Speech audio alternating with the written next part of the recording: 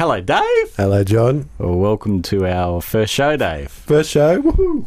Very, very excited. Should we tell people what we're attempting? Indeed. Okay, so the concept is Dave and I go to the pub and we talk shit and we think it's entertaining and the people around us seem to enjoy it. And we thought, well, what about if we recorded it and made someone make it sound better, which is where Brian comes in. Brian's here. Hello, Brian. You'll hear a third voice chiming in every now and then. That's Brian. So the concept is this is our drunken conversations, and you'll notice that as we go on, we get more drunk and the conversations become less informed. And we're not trying to educate, we're just trying to talk crap and hopefully it's a bit of fun, really. Yeah, it's opinions, not necessarily researched. Half of it is made up, but we are drunk, so we think it's real. So yeah, there we go. All right, cob it. A couple of beers, ho. A full of Dave and John show. Give some respect, yo. A full of Dave and John show. A couple of beers, ho. A full of Dave and John show. Give some respect. A full of Dave and John show. I want to talk about Australia Day. The thing we want to talk about is how it's celebrated, and we don't actually have something to mark or something to do to celebrate. And we have the big day out, but that's an event that can happen on any public holiday. Oh, and it happens on other states and other days. So and people have barbecues and go to the beach, but you can pretty much do that on any summer day. So maybe there's something that we can come up with that Australians can celebrate.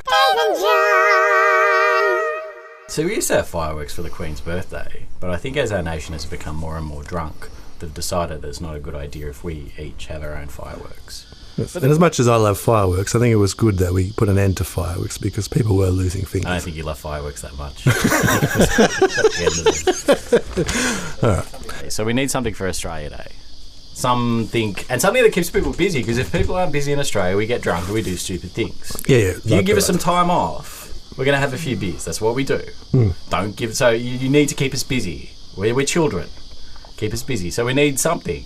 Yes. Yeah, well, that's what. But actually, on a serious note, yeah, it's a pretty fucked up celebration. Like, it is the day that commemorate. Or, white people came here and said, you know what, we're going to take everything and kill anyone that's here and pretty much ruin stuff. It wasn't even a time of nation building. It was just that someone landed here. Yes. We're going to set up a prison. Let's celebrate it.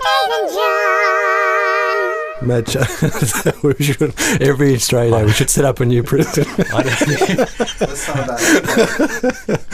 think on Australia Day you should visit a prison. Well, yeah, and other countries, celebrate like, America, I think it's the War of Independence from the British. So it's spectacular. You've got to give them credit for that. The French Bastille Day. Yeah. They stormed a prison. We formed one. They stormed it and freed political prisoners, What did we do? Well, one, we landed in Sydney Harbour days after we'd actually landed here. I mean, I always find it really bad that after Philip went to Sans Souci and went, no, I don't like it, because that's a really nice place. House prices are very high. It's good. But if he was Greek and he had landed at Sans Souci, he would have said, this is it. I'm not going anywhere.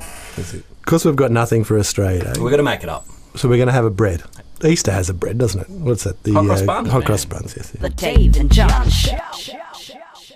The hot cross buns are a spicy cinnamon sort of bread, isn't it? I quite like the sourdough. And I think the sourdough has really captured the attention of the Australian public. But I think we have a sourdough loaf. Shaped in the image of the Southern Cross.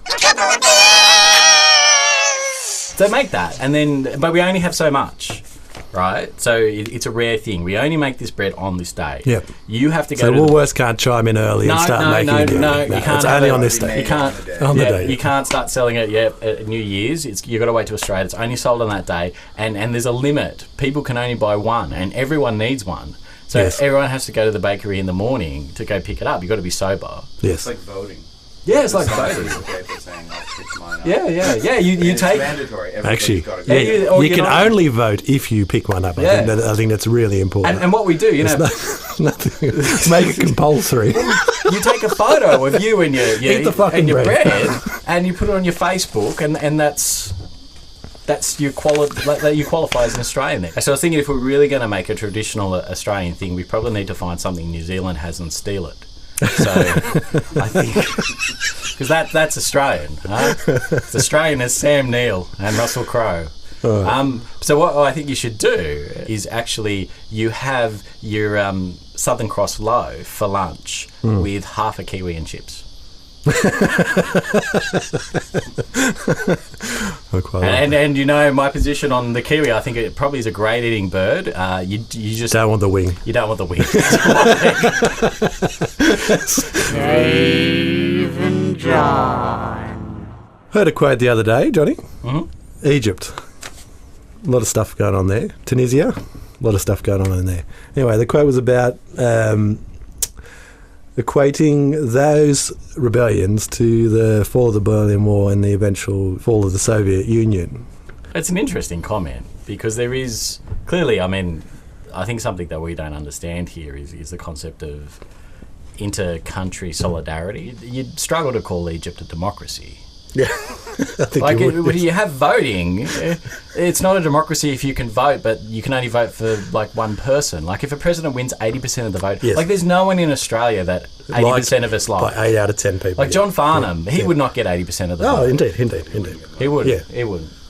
And I'm probably the most likeable person I know, and I bet you get 10 people in a room. Hey, there'll be more than two that don't like me. I think that's a conservative. The thing that frustrates me is that they've always got to equate something to something else. I mean, this is a clear situation, like the Soviet Union, of continued repression for decades, where reforms don't happen and people's voices aren't heard, and there's an eventual tipping point that leads to a rebellion. That's the issue. That's just what's going on. Repression leads to rebellion, eventually. And I have trouble when people equate something to something else, because it's nothing like the falling of the Berlin Wall. It's nothing like the fall of the Soviet Union. The only thing that's similar is that repression will lead to rebellion. I think they're trying to get that concept of this is going to be dominoes falling. That Tunisia and Egypt, this happens, it's going to spread around. I was going to say Yemen's doing it. Yemen. Well, Sudan is doing it, but it's not relations. They just jump it. It is repression leading to rebellion. Yes. I'm not sure if it's an attempt by media to try and dumb it down for people, like saying, like, you saw this episode. This episode's like this. Or remember just the Soviet Union? Well, it's back. And it's in Egypt. There's issues with the pharaoh there. Rebellion from the producers of the fall of the Berlin Wall. Dave and John. Oh, don't turn the internet off. There's two types of people. There's people who are going to go out there and, I want democracy, I want freedom. And there's people who go, I'll get up if I have to. If it's, I'll get into it, but I really just don't want to do too much. Yeah. And then they get up in the morning and go online and they can't look at their LOL cats, or they can't. Or in Egypt, LOL Sphinx. Well, Sphinx. They were the first people to see the funny side of cats. Let's put them everywhere and give them human faces because they're so human-like. We worship them. But so they go on and they I don't know what I would do, but if I couldn't get online and see my YouTube, I might want to step in front of a tank.